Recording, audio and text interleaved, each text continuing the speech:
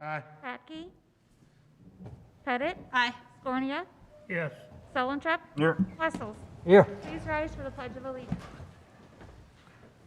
I pledge allegiance to the flag of the United States of America and to the republic for which it stands, one nation, under God, indivisible, with liberty and justice for all.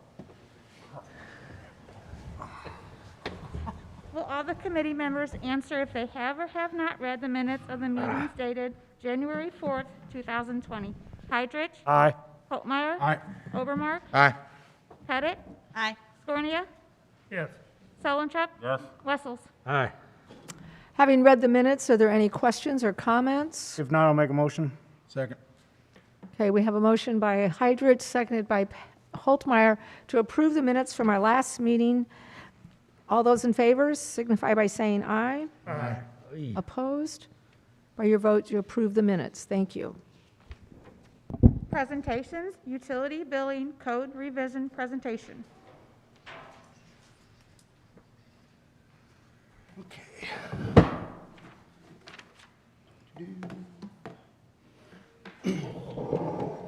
Okay, good evening, council. I hope you all had an opportunity to go through the packet. What I try to do here, this is the water code. We've been working on this for a little bit of time. I don't know, maybe 6 months now, trying to just go through the water code, make sure that everything was, all the deadlines and things for payment and things were, made sense and actually were following what we actually do in the field. At the same time, the Board of Public Works had some concerns regarding shut-offs and things, so it was actually a pretty good time to kind of go through and just verify everything was, timing and things all made sense. So with that, I'd like to go through, these are just proposed modifications that we feel bring some benefit and some clarity to the code. There's some also, other changes that we're proposing.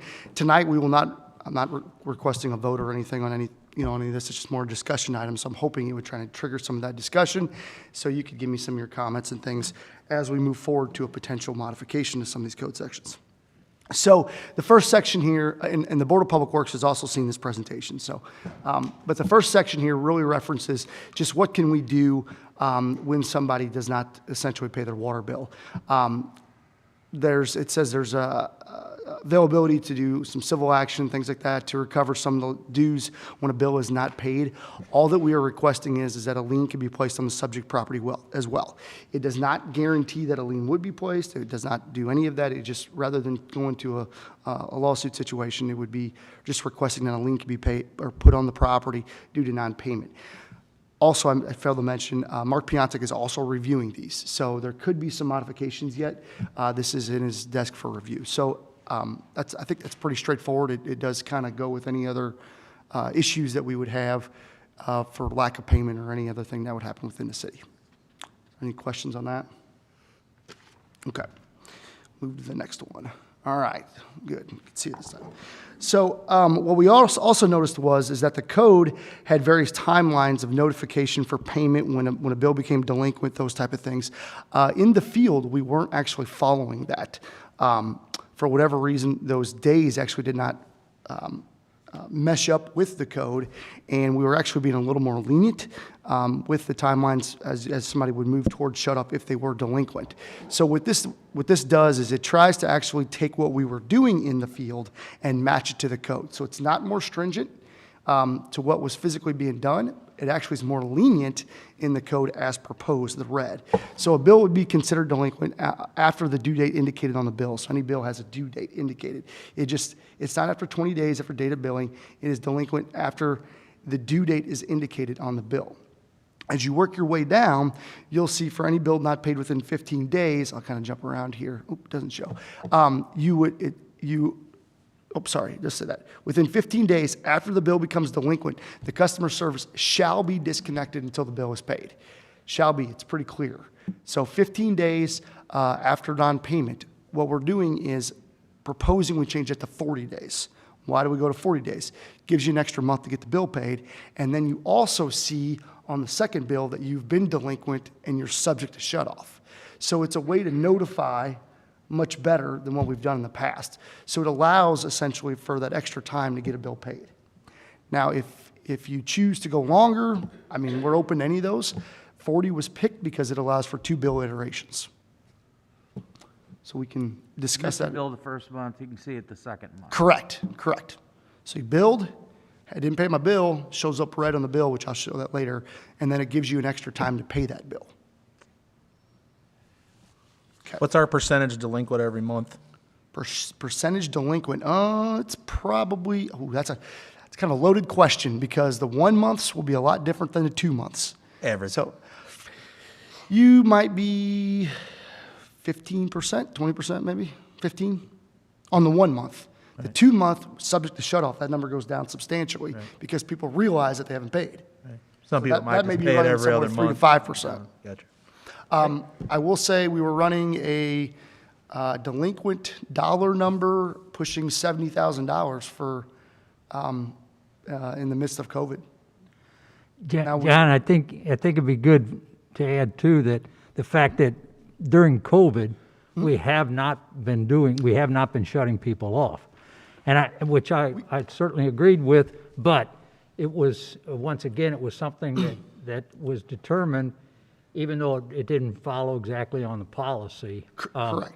So this, policy going forward, okay, but we have been very, I think, lenient during this whole COVID time. Yeah, and it's been tough to kind of muddle through everything. When you say we haven't been, we did do shut-offs last month, okay? So we did start to get caught up a little bit. So it was during the midst of kind of the uncertainty through the summer months, and we came to council and requested that we stop doing shut-offs. That tended to, obviously raise that delinquent percentage up. We are now essentially operating, as far as percentage-wise, pre-COVID numbers, really. Still trying to get caught up. What we would like to do is come out of this with a much more streamlined code to make things easier for people to pay, so we have, just basically start over and start fresh with a new, improved, guidance on how we shut people off. So, does that, just a little bit added to it? So that was, just to summarize that, that's actually a benefit, again, that we have additional time to get your bills paid. The next page, and you'll read there on the left side of the screen, that's actually, we currently have a payment arrangement plan for delinquent accounts. That was put in place somewhere 2014, went in effect January 1st, 2015. If you read through all that, it's very convoluted and hard to understand, and it's very front-loaded. So you'll see you have to pay your current bill plus 50% of your delinquent bill, and then the next month 50%, and so on and so forth. So what you'll see there is, I think that tries to get everything turned around in about 3 months. What we're proposing is on the right, which really what it does is it takes you pay your current bill and you take 20% of your past bill. So it gives you almost 6 months to get caught up if you are, it just gives you more time again. 10% penalty, interest, those are all things in the code. We're not proposing to change all that. What you'll see though is at the very bottom, if we're allowing, or if a customer would sign up for automatic bill pay, we will credit back those penalties, interest, and reconnect fees. That's a big deal because the effort that we put forth as administrative side of things is huge. And to send a person out there to shut water off, to turn it right back on, and those type of things, it does take, we're just trying to give a benefit for someone to sign up for automatic bill pay and get those done. That would be a one-time thing per customer, so you would not be able to take advantage of it and then next year do the same thing again. So we would track that in the system. But if you would sign up for automatic bill pay, we would waive those reconnect fees, penalties, all those things to get on a payment plan to get you caught up. And then moving forward, you would be on that automatic payment plan. So again, we were trying to give an option rather than come up with all the money subject to shut off, give you an option to pay that over amount of time should you become delinquent. Mary, if I could, how many people did you say are on a payment plan just due to the fact that it's front-loaded? It was very little, correct? Yeah. So that payment plan on the left that you see, that's in the code today, there's 2 people taking advantage of that right now. And the problem with that is then they're subject to shut off. So we're trying to give you an either or, should you become delinquent for whatever reason. Does that make sense?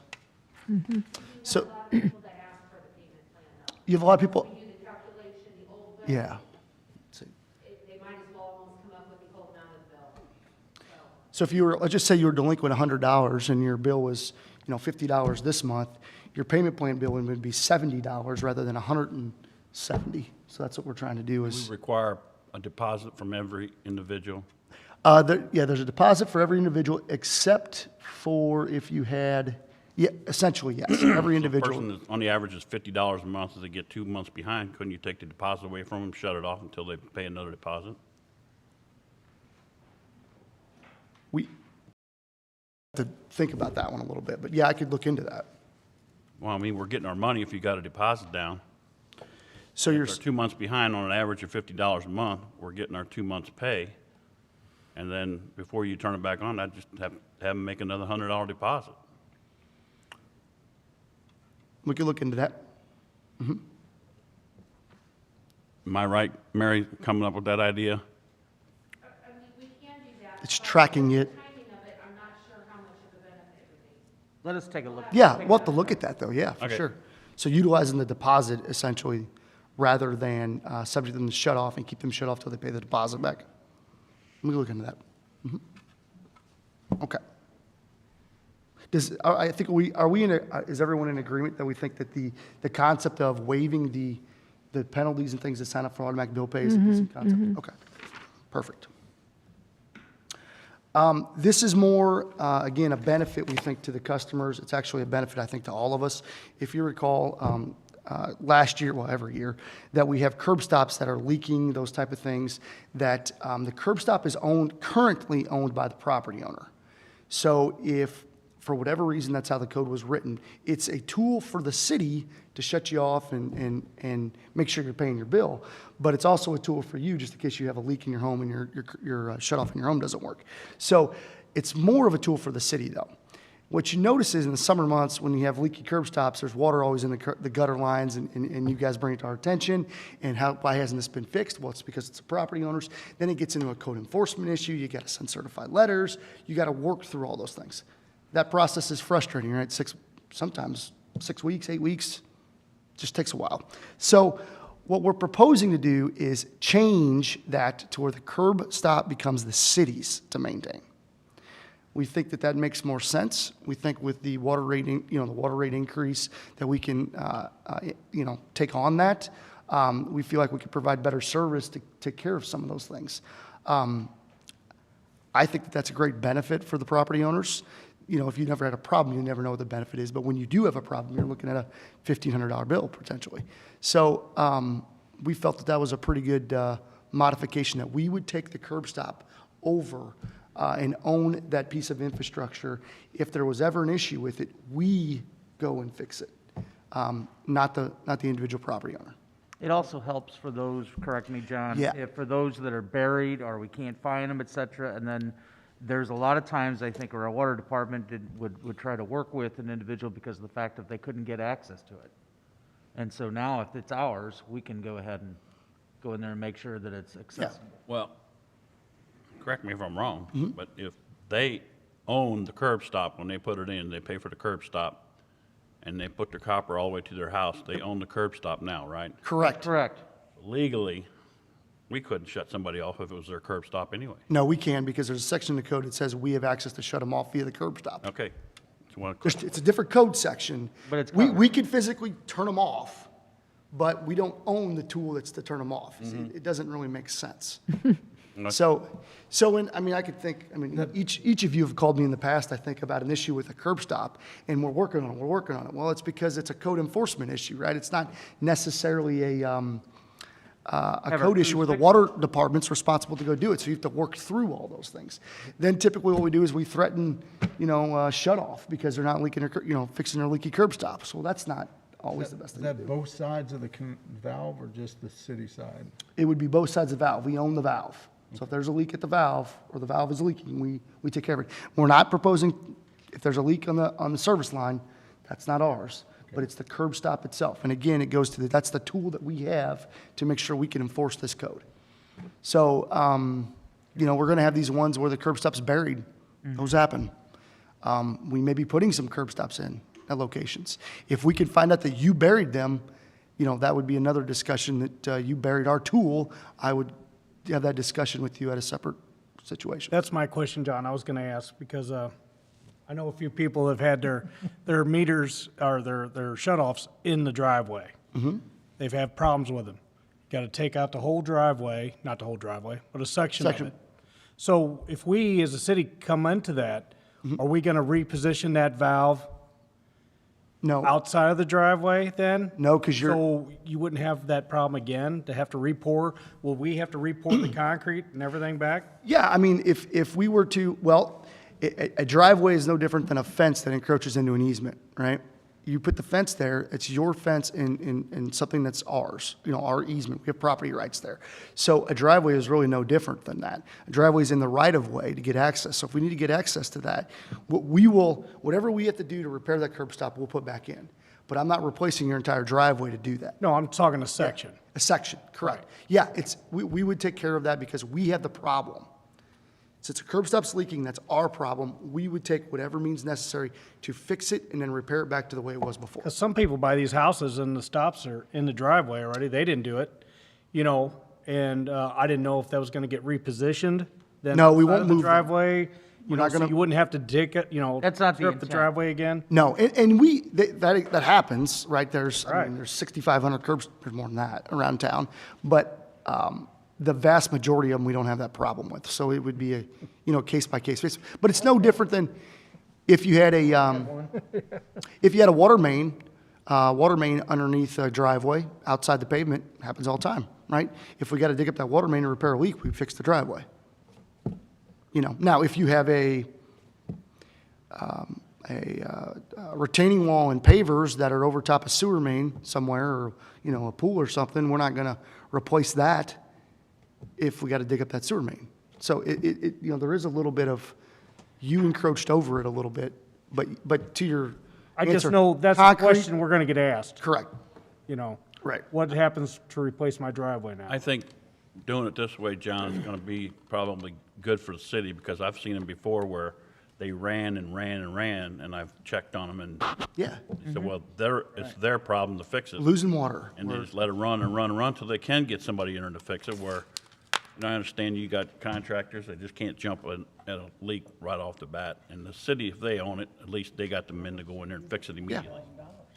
And we lose water, we lose revenue that way, things like that. So we just think it kind of makes sense to go that Right. route. I agree. So. Okay.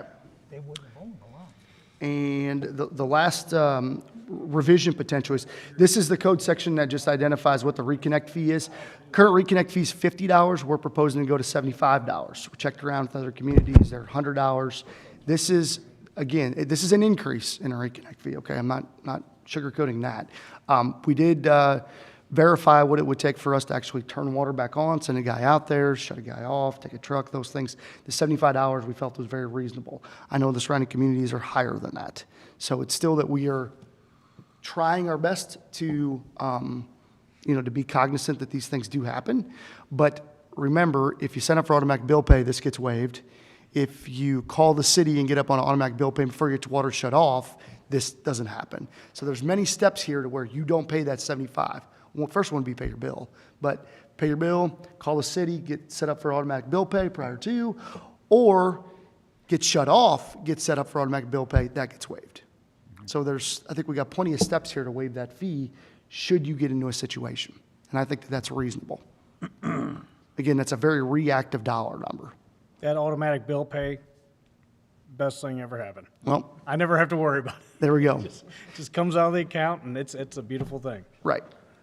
What this also does is it allows you, 3 p.m. was the time you had to call. It gives you another hour and a half to call for a shut-off. So we thought we could, give a little more time if somebody got home late or whatever, realized that maybe the water's shut off. What do I do now? Well, I'll call City Hall. 3:30 comes around, maybe we weren't there. This just gives an extra hour and a half. So, and then the last thing I had was, this is more what you see in your bill. The big thing, we're going to start printing them in color.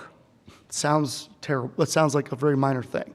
But the red, past due balance, subject to disconnect, that was a small black and white little note at the corner. We are trying everything we can to bring it to your attention that you're subject to disconnect, which you'll also see then is the amount due down below yellow. So the idea is to bring your attention to you're subject to disconnect, pay the yellow. So, just trying to do that. Somebody that throws their bill in the trash, I can't fix that. But we're trying to bring that notification out to people. So they will now be printed in color. So, again, Mark has to review them. I'll take any comments, any questions or whatever till we get something in front of you all, but this is kind of what we've been working on to try to make things better for all of our citizens, customers. If Mark doesn't have any big revisions with regards to this, we were going to propose to put this in front of you at the second meeting in February. Good work, John. Yeah, Yeah, Mary, Kevin, everybody really helped out. Mary, you too. Want to hit on something else real quick? What's up? Do you want to hit on something else? Yeah, real we quick? can. Yeah, Are you going to come back up later? I'm covering for Kevin tonight too, so I can be back. Okay, well, this is probably under Tony and you. Okay. I know that the trash didn't get picked up because of the snow, but Yeah. is that something that normally happened when we were picking it up, or is this a one-time? It never thing? happened when we were picking it up. We would get a run at it when we went up hills and slide around all over town. That's not something that that was known when it was going to contracted service, that there were going to be times like that. Quite honestly, we shouldn't have been doing it back then. So it's something that I think it could be viewed as a decrease in service potentially. I view it as something that should have been done for years. You don't get a gold star for picking up trash in a blizzard.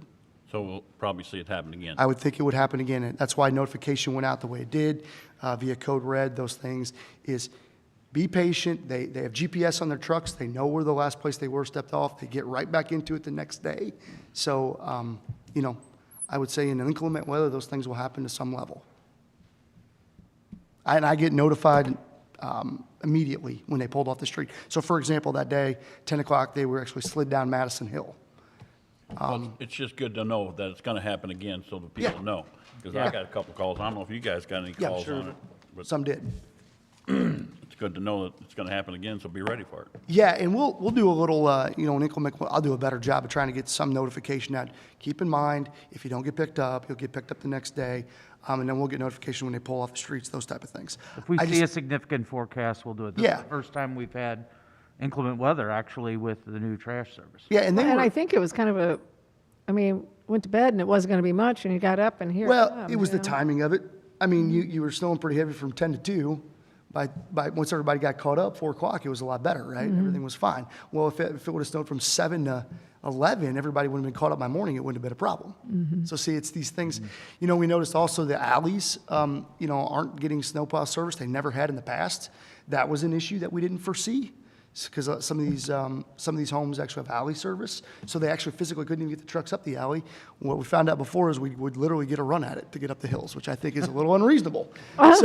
So what Tony and I are working that out as far as getting the salt trucks out in the alleys. So you actually will maybe see a little increase in service on the alleys. So just to try to combat those things. So it's a learning curve. And any trash concerns, like I said, forward them to me so I can work on them. I mean, they document every non-pickup with a photo, and every one of those trucks has a GPS that pings basically every minute. So I can tell you exactly where a truck was at any given time, those type of things. So that's why when we go through, we do a full investigation. If somebody calls my office, we'll take care of it. I'll get a bunch of phone calls, right? Send them my way. You turn into a real Columbo. What else do you want me to do? All right, thank you. Thank you, John. Report of department heads, building department, 2020 building report. Tom?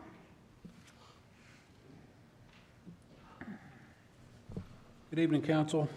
I've got just kind of a quick run-through of some of the highlights of this year's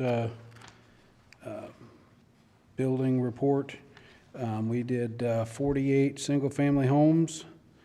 We did 7 single-family attached homes, 7 multifamily buildings, 2 new commercial buildings, and many, many other permits. And we had a grand total of 1,118 permits for the year. So, does anyone have any questions? It was last year, right? What's that? That was last year, right? Yeah, that was for last year. Yep. No, all that in It's a January. calendar year. Hell of a job in January. And we had a snow day, so. Big January. John, Tom, I did Yes. notice that we had a decline in the occupancies or whatever. Do you? That was due to COVID when we didn't do the on-site occupancy inspections for a I couple got you. months. Thank you. Yep. Anyone else? And Tom, how did that compare to the year before? I do not have last year or the year before's numbers in front of me.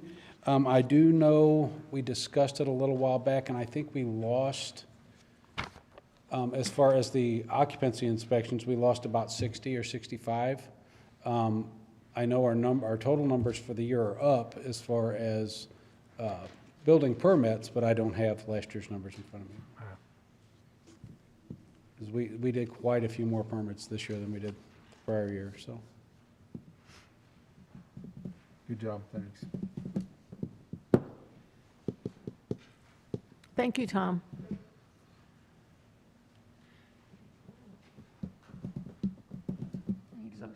Need a motion to send it on to council. Make a motion. Second. Okay, we have a motion by Holtmeyer, second by Hydrich to send this item on to council. All those in favor signify by saying aye. Aye. Opposed? By your vote, you sent it on. Thank you. Engineering Department, Front Street ADA Improvements Project. Okay, I'm back. Real quick, the last council meeting, I think I briefed you on that the engineering department did not, or the city, sorry, did not get the Transportation Alternative Programs TAP grant for Front Street. We did apply for that 6 months ago. We were not selected to get that grant. That would rebuild sidewalks, curb and gutter, pavers, everything on Front Street from Jefferson to Stafford Street. So with that, we turned another application, it basically used the exact same scope of work and put an application, or requesting to put an application in for STP, Surface Transportation Program. That would actually include the asphalt pavement as well, so there's a little bit of a benefit there. TAP set up pretty well. We were trying to speed things up, 6 months, didn't work out. So we're just requesting that we put an application in for STP. This is the same type of program that we applied for at High Street, or we're going to be applied for at High Street from Fifth to Front. So I came to you, I think, with that to get that approved at the last meeting. So all that I need from you is just approval to pay for the application fee, and then will be a resolution at the council meeting. Like I said, it's from Jefferson to Stafford, new sidewalks, new curb and gutter, new ADA. It's an 80-20 cost share. So hopefully you see that as a benefit. We will try to speed this one up as fast as we can. That typically is a 4-year turnaround on these things. So, but we may see if we can bump this thing up by 9 months or something like that. So, John, I know we talked about it before. Yeah. But as far as the pavers, are you going to still look into the alternate? Yeah, you know, we were going to look. We will look at alternates. The pavers are interesting. I didn't realize they were put in like the mid '80s or early '80s or something. They've been there a while. So They've been there a they've while. Actually done very well. Pavers is a permeable pavement, so it has a stormwater kind of component to it. There's actually a little box in the little application that if you're doing like green infrastructure, that you get additional points for that. So I clicked on there, yes. So to try to just increase that point value. So we may look at putting pavers back in. Before, I didn't realize how good they've really have done. But we'll look at all options. I mean, stamped concrete, there's some other It mechanisms just and seems tools. to me like a lot of times I see them, they're sinking. Yeah. So- How that happens is there's a concrete vault underneath there with sand. If that vault cracks, you'll lose material through the bottom and you'll sink down. So, you know, they were put in the 80s. I mean, they come out now where you can pour concrete and you can do brick, make it look like bricks. Yeah, exactly. We can look at all options. I don't have that right now. I'm proposing to do a paver type intersections, just like they are today. And there'll be a lot of conversation about that. What do you guys want to look like? You know, downtown Washington, those type of things. We'll have to talk about that. So. Okay, And that's a so- $1.0661 million project. So Make a motion, send it. Second. Okay, we have a motion by Holtmeyer, seconded by Heidrich, to send this item on to council. All those in favor signify by saying aye. Aye. Opposed? By your vote, you've sent it on. Thank you. Thank you. Thanks, John. Finance Department, computer replacement bids.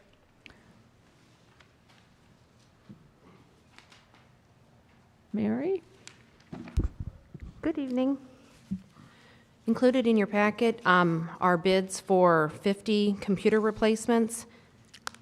And this is in order to keep up with our current level of technology and operational output. And basically, when we came up with the capital improvement sales tax plan, the plan was to replace all the computer equipment like over a 5-year period. So this is the first year to replace new computers. And so we're asking for 50 new computers. We do have $50,000 budgeted, and the lowest bid came in with NOC Technology, and it included installation at $35,500. So this would replace, we have approximately 150 computers in the entire city, and approximately 45 of those are laptops. So this would replace about 40% of our desktop computers. So then the idea would be next year to replace approximately another 50, and then the following year. So within 3 years, we should have all the computers replaced. Mary, what do we do with the old ones? It depends. If some of ours are like 12 years old, 10 to 12. For those, we're probably just going to do the e-cycle event, and we e-cycle those. If they're only 3 years old, what we'll do is we'll take those and we'll shift to the other buildings.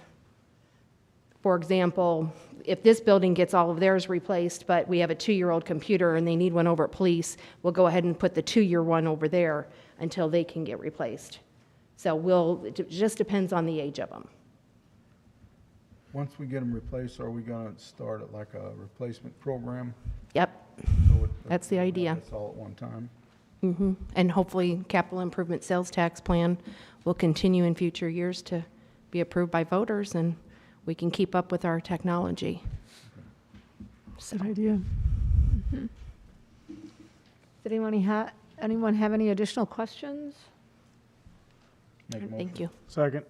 Okay, we have a motion by Holtmeyer, seconded by Heidrich, to move this item on to council. All those in favor signify by saying aye. Aye. Opposed? By your vote, you've sent it on. Thank you. Fire Department, replacement and installation of garage door openers. Tim? Good evening, Council and Ms. Mayor. In your package, you have a letter stating the information about the replacement of the door openers at headquarters. It's original equipment to the building, 1993. Parts are no longer available. They've been obsolete for some time. In fact, we've been robbing parts off of some openers to keep others operating. So some of the doors don't even have remote garage doors openers on them any longer. Initially, this was, we got bids for this. It came in high, so we went to public bid per purchasing policy. We received one bid on time. We've received a second bid since this letter was sent. Second bid was from Overhead Door. They were $2,000 higher roughly than this bid. The recommendation is to go with Schaefer Door locally to replace those doors. Schaefer also has a maintenance contract on all of our garage doors presently as well. Any questions? I'll make a motion. Second. Here we have a motion by Heidrich, seconded by Obermark, to send this item on to council. All those in favor signify by saying aye. Aye. Opposed? By your vote, you've sent it on. Thank you. Thank you. Thank you, Tim. Parks Department, discussion of 2021 pool fees. Wayne? Sit here since I got some documents to pull up, if you don't mind. And so in your packet, you have these documents related to the pool fees. Let's see, the first one here is estimated pool revenue and expenses for 2021. Let's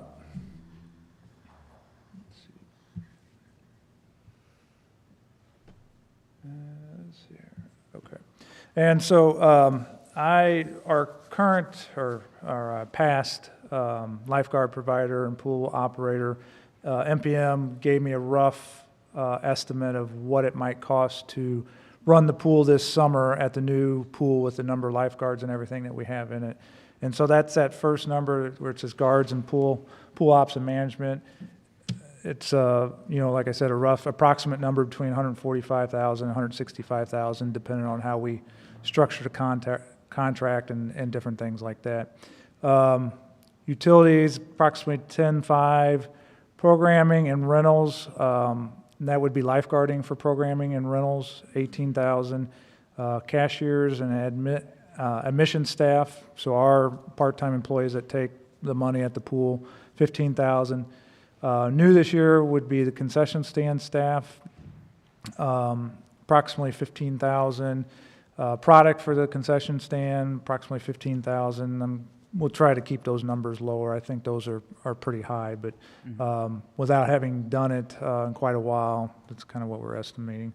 And then insurance for the pool, 12.7. So that gives you a rough estimate of costs between $231,000 and $251,000. Then approximate revenue for the new pool, and we estimated approximately with a new pool 30% increase in attendance. We looked at our past how revenue came in at the old pool, and a lot of it, about half of our revenue was through daily fees. And so with a 30%, and we used approximate attendance over the last 5 years is approximately 10,000. That's the number, nice round number we used. 30% increase on that gives you about 13,000 people expected in 2021. Half of that, of those 13,000 people, half of it would come in daily revenue. So we took 13,000, cut it in half, that gives you 6,500 people.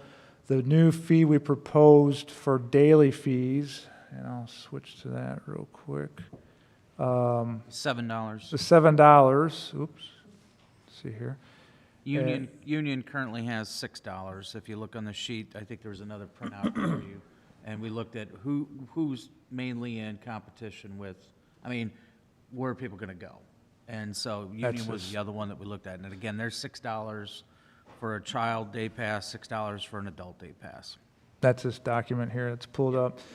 The cities in orange here, they charge, and that's kind of the new trend that a lot of places are trying to get to, is to just charge one fee for everyone.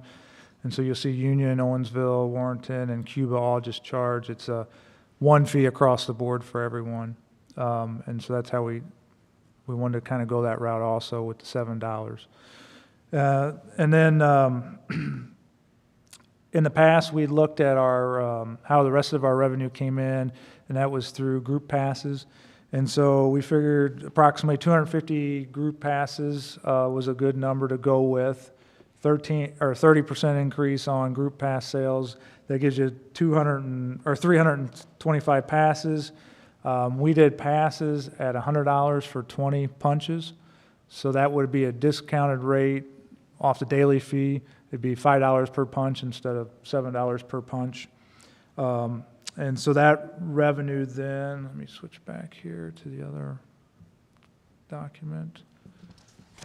Gives you the between daily fees and punch cards, it gives you $78,000 in revenue. And then next, programs, lessons, rentals, we estimate approximately $20,000 to come in from those. Concession stand sales, approximately $15,000. Concession stand will hopefully just break even. That's what we've found. We talked to Union and some other places, and that's just over my career too, that's what I've seen is it's more, concession stands more of a service to the people going to the pool. And then birthday party packages with the new building there, we'll have that undercover kind of party area that we'll be able to rent out.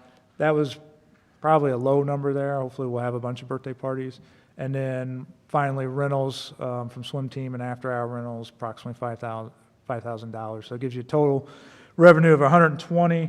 And then since we have the kind of the range on our expenses, so if you took the 231,000 in expenses and subtracted 120,000 in the revenue, that gives you a loss of 111. Or if you took the 251,000 in expenses minus 120, that gives you 131,000 in loss at the pool. I would just add, we did ask finance to go ahead and kind of look up and see what the average over the last 4 or 5 years with regards to what our loss was, and it is about 120,000 a year. So with these fees, I guess what we were trying to do is, we know we're not gonna, the pool has never made money. I mean, Never that's, made everybody money. understands that it's not going to. The question is, how much do you want to go ahead and take a loss on it? And so I think what we were trying to do was look at and say, if you were averaging about $120,000 a year on a loss, what would the fees need to be to try to go ahead and keep somewhere in that range? And so, obviously, you are going to see quite an increase with regards to our daily pass, because our daily pass was only $2.50 for children and $4 for adult. And so that was set for a very long time. Yeah. So the committee that looked at this, we started discussing a lot of different options. I guess one of the things that you'll see is, due to the fact, and I want to make sure that the public understands, is that we recognize that, the pool was paid for with the capital improvement sales tax. Everybody pays sales tax, whether you're a resident or you're non-resident.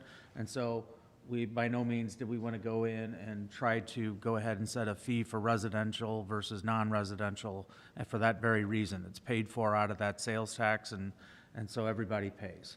So, and plus, I think it's a little bit more confusion with regards for the pool staff to go ahead and figure out, who's a resident, non-resident, et cetera, and that just sets things up for people just to say whatever, so to speak. And one thing that we hadn't done in the past was we charged everyone to come in. Now, 2 and under would be free. And I know that's a number of other pools, including Union, I think, do 2 and under is free. So we'd be doing that also, new with this pool. The only other thing that I think that we discussed that I could bring up, there's a few things, but like the group pass. We did have a group pass of $100 for 5 people. We looked at the other pools like Union and Owensville, and essentially, well, Owensville still kept the family pass, but like Union just had basically a daily fee and a punch card fee. And so in order to keep things simple, we did that. I know that if you guys want us to consider a group pass, we would have to take a look at that and figure out how much we would want to go ahead and charge for those and add that to the mixture. So. But there is a savings with the, Oh, yeah, it's, like Yes. you said, if you do the punches, then it's $5 a day. And if, at this fee structure, unless if you as a council want to change that number, then that's up to you. Like if you will see Union, for example, is $6 for the daily, and then it's $3 for the punches. $3 per Cuts it in punch, half. yeah. So, we could take a look at cutting in half. That's going to reduce your revenue, and you're going to be taking a little bit more of a hit, though. What's a yearly pass? It was Well- $99 Yeah. for a family pass of we're 5. going to do the punch card instead. But they were just going to do the punch cards at a discounted rate instead, just like I said, just like Union did. So no season passes anymore? No, it would be no Correct. season pass as presented right now, unless you guys want us to put one of those in. I think keep it simple is the best way. Trying to. So, yeah, that's one of my other slides here. So we go from, we would have essentially 3 fees. We'd have the daily fee of $7 a person, the punch card for $100, and then the after-hours rental, which would be $500 and a $200 deposit. In the past, this is what the fee structure looked like that's in the ordinance. Everything highlighted in yellow. You can kind of see all the different fees that we have here. So we're trying to simplify that a little bit.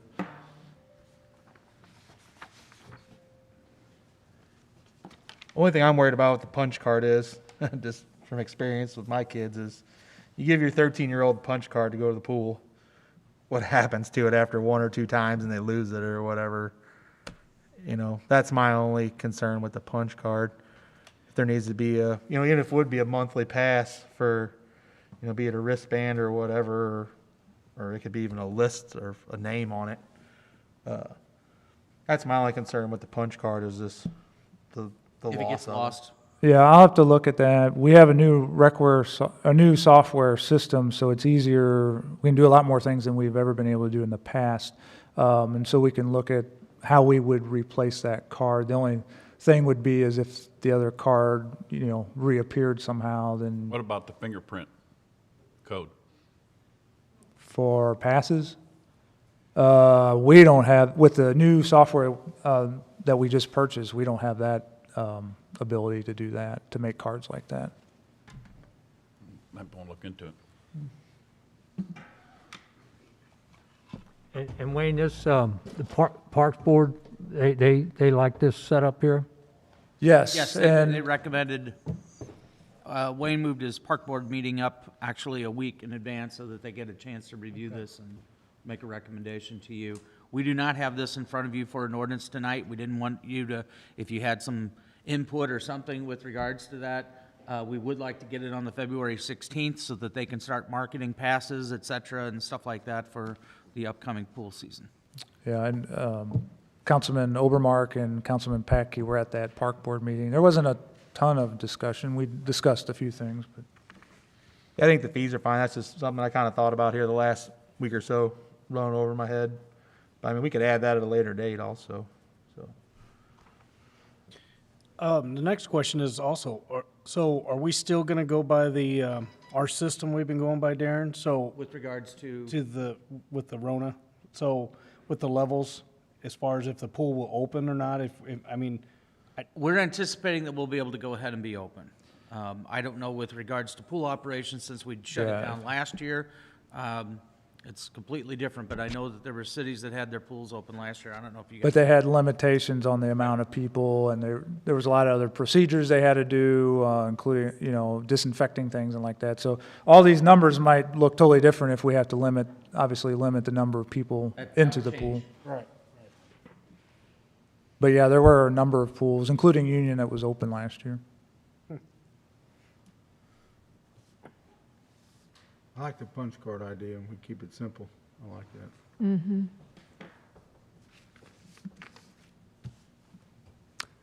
Okay, well, we'll just discuss this and then, Yeah, I guess Back if again. anyone has any questions questions or or anything comments? after this meeting, just feel free to reach out to Darren or myself, and I'll get back to you. I got a question. It's not really on the pool, but we had this electric study done, our electric use and how they could save money all these different ways. And I thought at one time we were discussing a solar field at the airport. I don't think that was in the study of what they recommended. There might have been a discussion. It was very limited, to my knowledge, but it was not incorporated as part of what we would do with the capital improvement sales tax. That's probably why I haven't heard anything about it recently. It's just. That would be it. probably was an idea. Yeah. We had the lights. We still have the improvements in the auditorium that'll need to be done for the HVAC system replacement, as well as a roof out there that, like I said, that will, hopefully, we will keep the architectural style of that ceiling open, and it would be an exterior roof that we're looking at, so. I just got a phone call from Yep. a resident wanting to know where we were standing with that solar field, so Yeah. thanks for answering.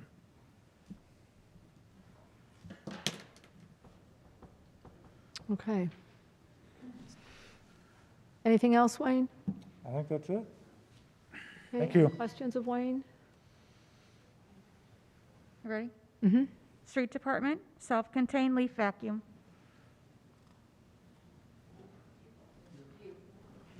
Tony? You. My mouth, I can't hear very well. There Yeah. you go. Good evening, council. Tonight, we're proposing to go to council for the purchase of a new leaf vac machine. We're going to replace our 2002 model. This was something we had on the budget last year, and we did not budget enough money for it. Some of the bids came in, $95,000, $90,000, and we just didn't have that much money in our budget. So we slid it over to this year, put $110,000 in, and when we went to buy the exact same machine, we have two of them. We wanted to stick with the same machine, the same size, same motors, and the local dealer in St. Louis no longer sells them.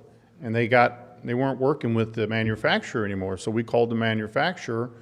The closest dealer we found was Des Moines, and they said, well, they're technically not in your region, they can't really sell to you, so the manufacturer decided they'd sell directly to us and skip the middleman. We went with the Sourcewell bid program, which knocked off 7.5%. When the manufacturer saw that we already had 2 of his machines, he knocked off another 2.5%. And we got a good price of $79,000 for a leaf vac. The older one we will sell off on Purple Wave and would hope to get in the range of $23,000 for it.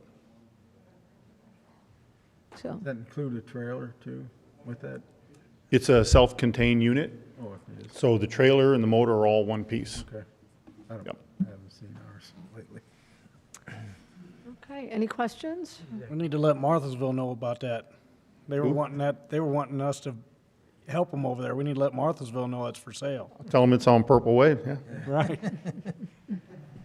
Make a motion, send it on. Second. Okay, we have a motion by Holtmeyer, seconded by Obermark to send this item on to council. All those in favor signify by saying aye. Aye. Opposed? By your vote, you sent it on. Thank you. Since I'm up here real quick, we did go out for bid to get our brush pile ground up at our recycle center. We did get 3 quotes back. The lowest quote was with St. Louis Composting for $29,800. That's a little cheaper, isn't it? I think we spent $24,000 for it last year. So, Same company or, same company? no, it was a different company. Okay. I think Hanson's Tree Service had it last year, so. Do we still have a lot of commercial tree trimmers bringing stuff in? I'm sorry? Do we have a lot of commercial tree trimmers bringing their refuge in to be? I wouldn't say we have a lot, but we have some. We do have commercial. We have a minimal fee that they pay to dump there.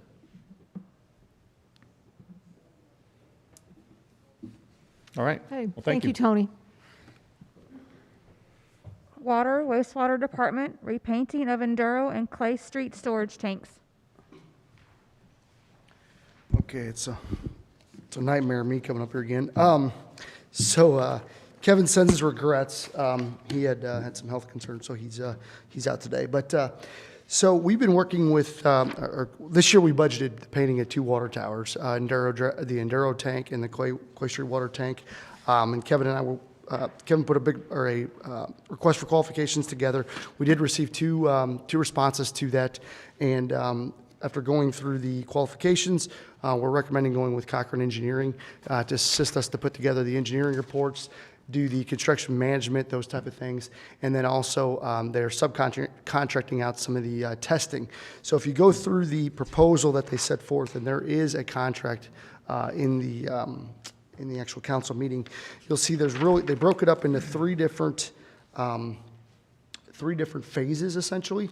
One would be the completion of the bid documents, $14,900. The second one would be the construction administration. So that would be like, if there's any questions, during construction, any of the pay applications, just review of any of the documentation, sends a DNR, those type of things. That amount was for $10,050. And then you'll also see there's a construction inspection amount that has a $1,200 inspection fee per inspections. They're anticipating 12 site visits per tank, so that value is actually $14,400 per tank. So it's $28,800 for both tanks. That number can float a little bit because that is a per inspection. So if we feel like we're being able to handle everything without getting a third-party tester in, we can restrict some of those site inspections. Those for the mill thickness and things on the paint. So those towers do not have lead. They will not be totally encapsulated. It's a pretty straightforward job. We'll paint them blue just like the one up at Crestview. And we will get Washington lettering on both of them. So pretty similar. Pretty straightforward projects, really. They will not be done simultaneously. They'll be done one after the other. We only like to have one tank out of service just for redundancy in the water system. So we'll work with fire and make sure everybody understands kind of what's going on. So Okay. We're just asking for you to push it to the council meeting and for approval at that meeting. I'll make a motion. Second. We have a motion by Hydrich, seconded by Holtmeyer, to send this item on to council. All those in favor signify by saying aye. Aye. Opposed? By your vote, you sent it on. And I Thank you. apologize, Dave Van Leer with Cochran is here, so if you had any questions for him. There he is. Sorry about that. Thank you. Okay.